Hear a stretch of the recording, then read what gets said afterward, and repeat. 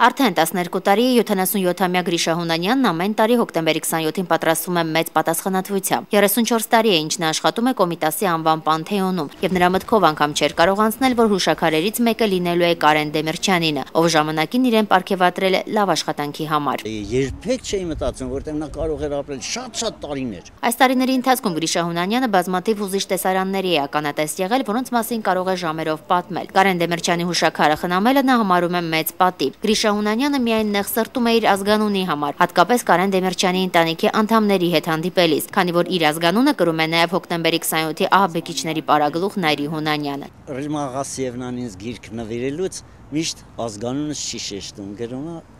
արգանքներով Գրիշային։ Այսօր հոկտեմբերի 27-ի ոճրագործությունից 12 տարի անց վաղ առավոտից սկսվեց մարդկանց հոսքը դեպի Պանթեոն, արգանքի տուրք մատուցելու Կարեն Դեմիրճյանի հիշատակին։ Այդպիսին, ինչպիսին նա էր Դեմիրճյան, մենք մի հատ ենք ունեցել, որին ամբողջ ժողովուրդը, հայ ժողովուրդը սկում են մինչև հիմա։ Քչերը կարող են ասել, թե ինչպիսին էր Կարեն Դեմիրճյանը կենցաղում։ Նրանցից մեկը նրա հարևանուհին է, Վալենտինա Դանելյանը։ Это был великий человек, и армянский народ осиротел его лицо, я так считаю. Когда 12 лет тому назад Карена Сероповича не стало, все соседи и вся общественность подходили и, естественно, соболезновали его брату, Каму Сероповичу. И когда отходил народ, он говорил, не мне соболезнуйте, а народу армянскому. Այսօր Պանթեոնում էր նաև շինարար Սերգեյ Մեհրաբյանը, որը սովորել է այն նույն դպրոցում, որտեղ Կարեն Դեմիրճյանը։ Այն ժամանակ արդեն նա